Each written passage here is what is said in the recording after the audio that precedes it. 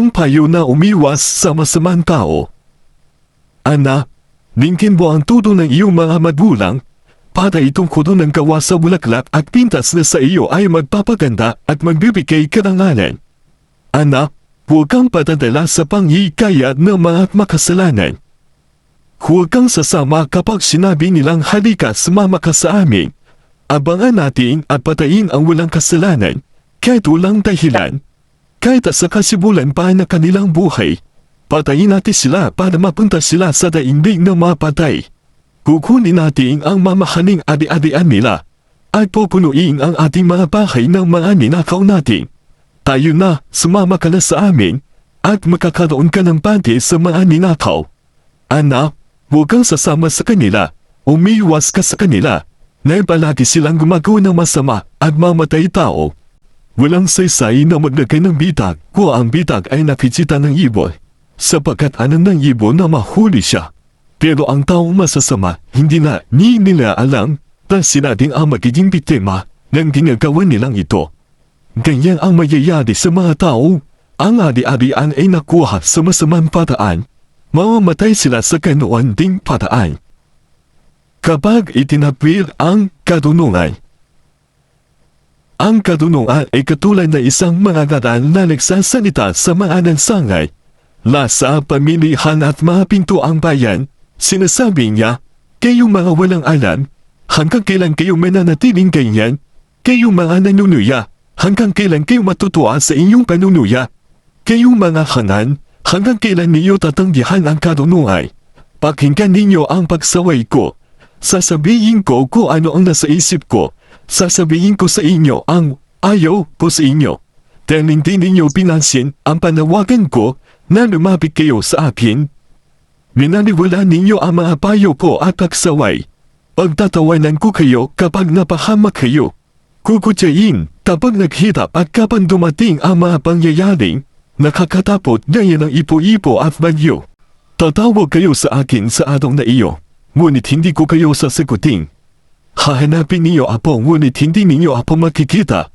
Dahil ayaw ninyong tinuturuan kayo at wala kayong takot sa Panginoon. Tinanggihan ninyo ang mga payo ko at ninasama ang aking pagsaway sa inyo. Kaya aanihin ninyo ang bunga na iyong mga dinagawa at tinagtanong masama. Sapagkat ang katikasan ng ulo ng mga taong walang katunuan ang papatay sa kanila. At pagsasaway ng bahala ng mga hangal ang magpapahamak sa kanila. Ngunit ang taong nakikinig sa akin ay mabubuhay ng piwasay, ligtas sa panganib, at walang kinakatakutan. Ang kahalagahan ng katunuan. Anak, tangkapin at ingatan mo sa iyong puso ang mga itinuturo at inuutos ko sa iyo. Makinig ka sa katunuan at paunawa. Pagsikapin mo magkaroon ng mga ito na parang naghahanap ka ng pilap o anumang natatagong kayamanan. Kung gagawin mo ito, malalaman mo kung ano ang pagkatakot sa Panginoon at wanawaan mo ang tungkol sa Kanya, sapagkat ang Panginoon ang nagbibigay ng katunuan, ng kaalaman at ng pagkaunawa. Kinakalingan niya at binibigyan ng tagumpay ang mga namumuhay ng matuwid at walang kapintasan upang ang mga matuwid at Diyos ay mabantayan at masubaybayan niya sa kanilang mga ginagawa. Kung makikinig ka sa akin, malalaman mo ang dapat mong gawin, ang tama, matuwid at nararapat, sapagkat lalong nalawa ang iyong katunuan at magbibigay ito sa iyo ng kaligayahan. Kapag nakakanawa ka at marunong magpasya ng tama, ingatan ka nito. Ilalayo ka ng katunuan sa masamang ugali at sa mga taong nagsasalita ng masama. Pinili ng mga taong ito ang pag-uugali ng mga nasa kadiliman at ang magandang pag-uulagali ay kanilang iniwan. Natutuwa sila sa paggawa ng masama at sisiyahan sa mga kalikuan nito. Masama ang ugali nila at hindi matuwid ang kanilang pamumuhay. Ilalayo ka ng katunuan sa masamang babaeng gusto umakit sa iyo sa pamamagitan ng kanyang matatamis sa salita. Iniwan ng kanyang babae ang napangasawa niya noong kanyang kabataan. Kinalimutan niya ang pangako niya sa Diyos nung sila'y ikasal. Kapag pumunta ka sa bahay niya, para ka na rin pumunta sa kamatayan, sapagkat ito ang daan tungo sa daigdig na mga patay. Kung sino man ang pupunta sa kanya, hindi na makakauwi.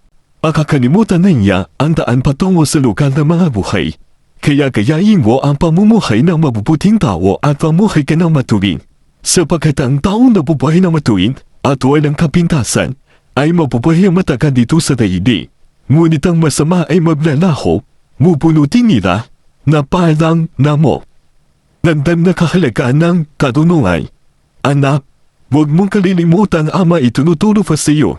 Ingatan mo sa iyong puso ang inuutos ko, sapagkat ito ang magpapahaba at magpapaunlan ng iyong buhay. Manatili kang mapagmahal at watapat, ito ang palagi mong isipin.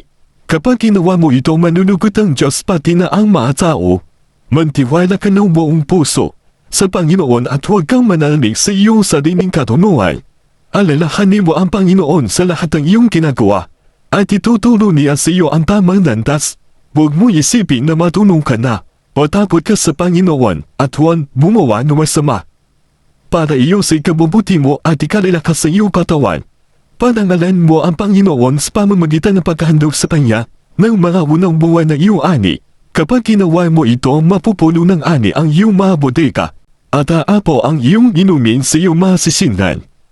Anak, huwag mong masasamain kapag itinatama ka ng Panginoon upang ituwid ang iyong pag-uugali. Sapagkat itinutuwid ang Panginoon ang ugali na kanyang mga minamahal, katulad ng ginagawa ng isang ama sa kanyang anak na pinalulungdan. Mapalad ang taong may katunungan at pagkaunawa, higit pa ito kaysa pira at ginto. Asa at sa ano pa mang mga mamahaling bato, walang anumang bagay ang maaling pantay dito. Agpapahaba ito ng iyong buhay, magpapaunlad ng iyong kabuhayan at umibigay sa inyong katangalan. Ang katunungan ay mapapabuti ng iyong kalagayan. Mapalad ang taong may katunungan dahil mabibigay ito ng mabuti at mahabang buhay. Sa pamamagitan ng katunungan, nilikha ng Panginoon ng lupa at ang langit. Pinaagos siya ang mga bukal at mula sa mga ulap ay bumuhos ang ulan. Anak, ingatan mo ang tunay na katunungan at kaalaman sa pagkapasya ng tama. Huwag mo hayaang mawala ito sa iyo, sapagkat ito ang mabibigay sa iyong mahaba at magandang buhay. Huwag bubuhay kang ligtas sa anumang kapamakan. Makakatulog ka ng mahimbing at ulang dapat katakutan. Hindi ka dapat matakot kapag bilang dumating ang mga pangyayaring nakakatakot at bigla ang panlipo sa mga masama. Makakaasa ka na mabantayan ka ng Panginoon at ilalayo sa kapamakan. Hanggat makakaya mo, tulungan mo ang mga dapat tulungan. Huwag mo na ipagpapabukas pa, kung kaya mo naman. Sinang tulungan ngayon, huwag mong papagplanuhan ng masama ang kapitbahay mo na nagkitiwala sa iyo. Huwag kang makipantalo sa kapwa mo na walang sapat na dahilan, lalo na kung wala naman siyang ginawang masama sa iyo. Huwag kang maingkit sa taong malupit, o gayahin ang kanyang mga ginagawa, sapagkat nasusuklam ang Panginoon sa mga taong masama. Ngunit ang mga namumuhay ng matuwid ay makakaasa sa Kanya. Isinusumpa ng Panginoon ang sambayhanan ng masama, ngunit ang sambayhanan ng mautuwid ay pinagpapalan niya. Inahamak niya ang mga nanghahamak ng kapwa, ngunit pinabiyain niya ang mga mapagpapakumbaba. Ang mga matunong ay patalangalan, ngunit ang mga hangal ay nilagay sa hayiyan. Mga anak, pakinggan niyo mabuti ang mga ama ninyo.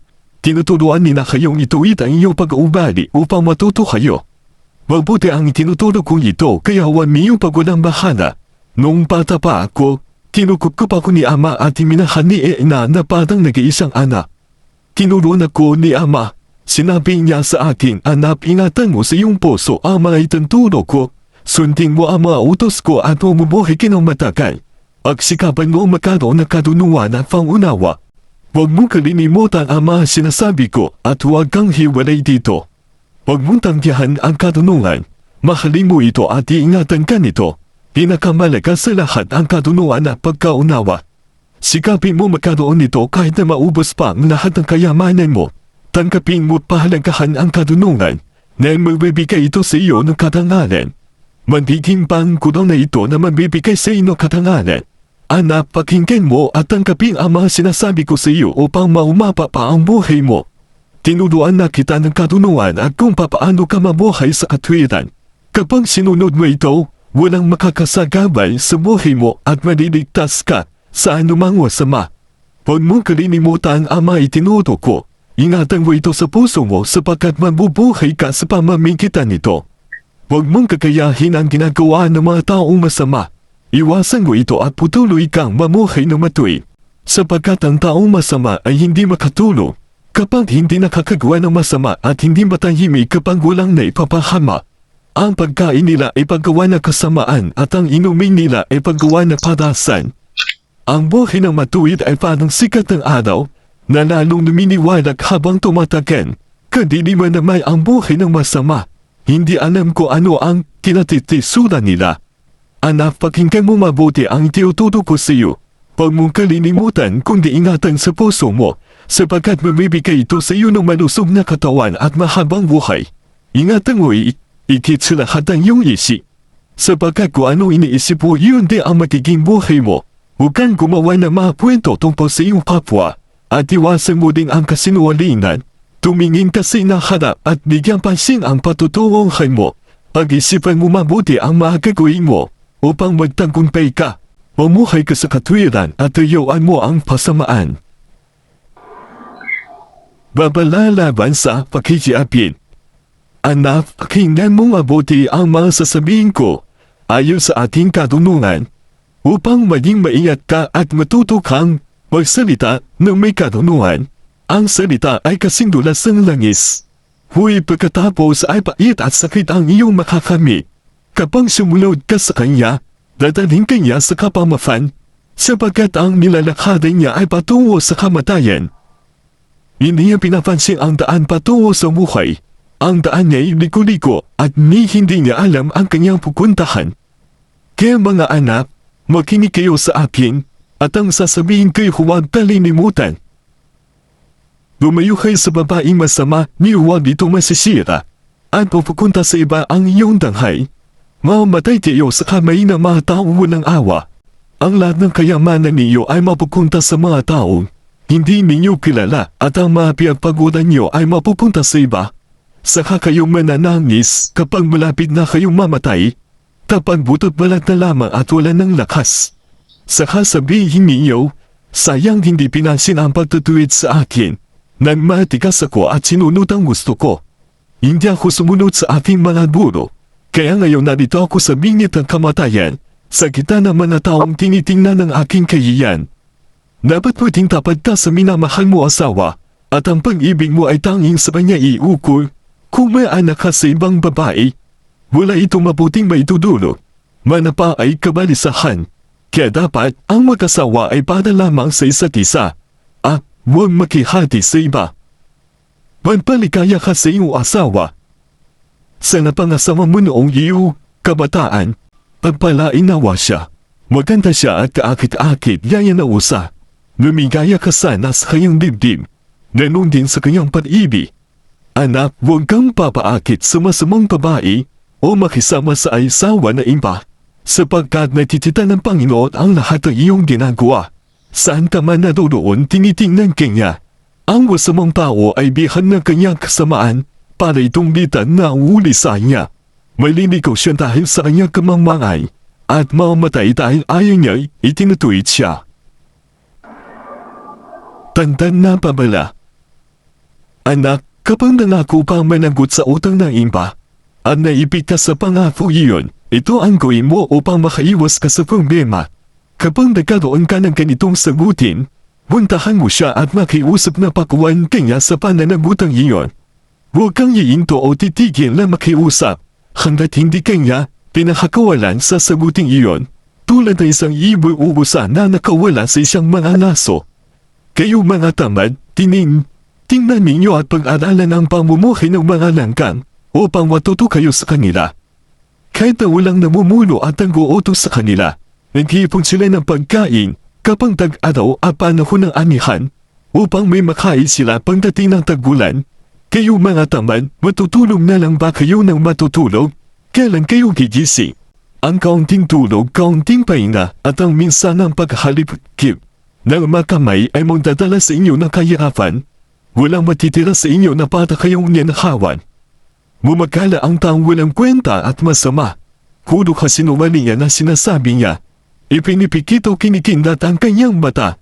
Itinatandyak ang kanyang mga paa at isinisenyas ang mga kamay niya upang mafumbinsi ang mga tao sa mga sinasabi niya. Ang puso niya ay puno ng pantataya. Laging nagbabalak gumawa ng masama at sa mga pulo, siya ang nagpapasimula. Kaya biglang darating sa kanya ang kapamakan. Mawawasak at mawawalan ng pag-asa. 7 bagay na pinamumuyan ng Panginoon. Ang pagmamataas, ang pagsisilwading, ang pagpatay ng tao, ang pagpaplano na masama, ang pagmamadaling gumawa ng masama, ang pagpapatoo ng kasinungalingan, at tinakaaway ang kanyang kapwa. Anak, sundin mo ang tinuturo at tinuutos sa iyong mga magulang. Itanong mo ito sa iyong isip at huwag kakalimutan. Papatumbayan ka nito, iingatan at paalalahanan sa lahat ng iyong gagawin habang nabubuhay ka. Sapagkat ang mga turo at utos sa iyong mga magulang ay katulad ng isang ilaw na tatanglaw sa iyo. Ang pagtatama nila sa iyo ay ang matutuwid na iyong ugali, kaya bubuti at haba ang buhay mo. Ilalayo ka din nito sa masamang babaeng nakakaakit ang pananalita. Huwag kang mananasa sa kanyang katandahan, huwag kang patutukso sa kanyang pang-aatit. Maaari kang maghirap kapag nakipagsiping ka sa masamang babae, ngunit ang pakikipagsiping sa iba, asawa, ay pagbabayadan mo habang buhay. Kung maglalaro ka na apoy sa iyong kanduman, tiyak na masusulog ang damit mo, at kung tumpa ka sa baga, papapaso ang paame. Kaya kapag sumiping ka sa asawa ng iba, magdurusa ka. Inuunawa ng mga tao ang taong nagnanakaw dahil sa buto. Ngunit kapag nahuli siya, ipinababayan ng 7 doble ng kanyang ninanakaw, kahit maubos pa ang lahat ng pagkaaling niya. Mangmang ang taong nananalo niya, sinisira niya ang kanyang sarili, masasaktan siya at habang buhay na mapapaya, sapagkat puno ng galit ang isang asawang siloso at walang awa siyang maghiganti. Kahit ano pang iyong gawin, hindi kanya patatawarin. Anak, sundin mo ang mga sinasabi ko sa iyo. Itanim mo ito sa iyong isip at sundin ang mga inuutos ko upang gumaba ang buhay mo. Ingatan mo mabuti ang mga itinuturo ko, at tulad ng pag-iingat mo sa iyong mga mata, itanim mo sa iyong isipan upang hindi makalimutan. Ituring mo na parang kapatid na babae ang katulungan at ang pagkaunawa gaya siyang malapit na kaibigan, sapagkat ilalayo ka nito sa masamang babaeng nakakaakit ang pananalita. Ang masamang babae. Minsan, namukha ako sa bintana ng aming bahay. Nakakita ko ng mga kabataang lalaki na wala pang muwang sa buhay. Isa sa kanila ay talagang mangmang. Lumalakad siya patungo sa bahay na isang masamang babae. Takip siya ng manood at matiding. Sinalubong siya na isang babae. Suti tulad sa isang babaeng bayaran. Nakapagplano na siya ng gagawin sa lalaki iyon. Maingay siya at hindi mayain. Hindi siya natitigil sa bahay. Madalas siyang makita sa mga lansangan, mga kanto at mga tasa. Paglapit ang lalaki ay agad niyang hiyalikan at hindi na iyang sinabi. Tinupad ko na ang pangako ko maghandong. May mga sobrang kami ngayon dito sa bahay na mula sa aking inihandong. Kaya inahalap kita at magbuti naman nakita kita. Sinapinan ko ng aking hingkaan na makulay na tilang galing pa sa Egypto. Nilabyan ko ng mapamangong mira, alo at sinamol. Kaya halika magsiping tayo at magpakalikaya hanggang umaga. Wala dito ang asawa ko. Tamakbay siya sa malayo. Marami siyang dalang pera at talunin ko pa bago siya bumalik. Kinaakitiya ang lalaki sa pamamagitan ng kanyang matatamis at kakaakit na salita. Sumunod ang lalaki na parang baka hinihila papunta sa katayan. Utulad ng isang usan na patungo sa bitan. At do'y papanaing siya na tatago sa kanyang puso. Para isang ibon na may bilis sa pupunta sa bitan na kanyang kamatayan. Ngunit ito hindi niya alam. Kaya mga anak, pakinggan ninyo mabuti ang aking mga sinasabi. Huwag kayong paakit sa kanyang babae at huwag kayong paliligaw sa kanya. Marami na mga lalaki na pahamak dahil sa kanya. Kapag pumunta kayo sa bahay niya, para na rin kayong pumunta sa daigdig ng mga patay. Papuri sa kadunungan. Ang kadunungan at pangunawa ay katulad ng taong nangangalan. Tumatayo siya sa matataas na nubal sa tabi ng daan. Sa mga kanto, mga pinto ng lusot at mga daanan, nangangato siya ng malakas. Kayo lahat ng tao sa buong mundo, pakinggan niyo aking panawagan. Kayo mga walang alam, magkaroon kayo ng kadunungan. Kayong mga hangan magkaroon kayo ng pangunawa. Makinig kayo sa sasabihin ko sapagkat makikinabang kayo dito na gusto. Pawang katotohanan lamang ang sinasabi ko, nasusublam ako sanay sa salita ng masama. Pawang matuwid ang sinasabi ko, hindi ako sa salita na kasinungalingan o pantataya. Ang lahat ng ito ay maliwanag at pawang tama sa taong may pangunawa. Palagay mo kayo sa payusapila at hinto ang mga turo at pagtutuwid ko sa iyong ugali. Sapagkat higit na mahalaga ang kadulungan kaysa sa mamahaling hiyas, at hindi matutumpasan ang mga bagay na hinahangad mo. Ako ang kadulungan, alam kong umunawa kung ano tama at hindi tama. Alam ko din kung paano maging maingat. Ang takot sa Panginoon ay panglayo sa kasamaan, na mamuhi ako sa kapalaluan, kayabangan, pagsisinungaling at wasamang ugali. Mabuti ako magpayo may sapat na kaalaman, may pangunawa at kapangyarihan. Sa pamamagitan ko ang mga hari ay nakapamamahala, at ang mga pinuni nakagagawa ng mga tamang batas. Sa pamamagitan ko makapamamahala ang mga tagapamahala, at mga pinuno, ang lahat ng mamahala ng matuwid. Minamahal ko ang mga nagmamahal sa akin. Huwag susumpangan ako ng mga nakahanap sa akin. Huwag kapang bibigay ako ng kayamanan, katangalan ko na tan at tagumpay na magtatalan. At may ibibigay ko ay higit pa sa purong ginto at tila. Sinusunod ko ang daan ng katwiran at katarungan. Binibigyan ko ng kayamanan anong lumadmamahal sa akin. Mapupulo ang lalagyan nila ng kayamanan. Noong una pa, nilikha na ako ng Panginoon bago niya nilikha ang lahat. Nilikha na niya ako noong una pa man. Naroon ako wala pa ang mundo, ang mga dagat, mga bukay, mga bundok, mga budol, mga bukid at kahit ang mga alikabok. Naroon ako na halikhain niya ang langit. Maging nang likhain niya ang tagpuan ng langit at ng lupa. Naroon din ako na likhain niya ang mga ulap. At nang padaluyuin niya ang tubig sa mga bukay mula sa kailalimay. Nang ilagay niya ang kangkanan ng mga dagat upang huwag gumapaw. At nang ilagay niya ang mga fundasyon ng mundo.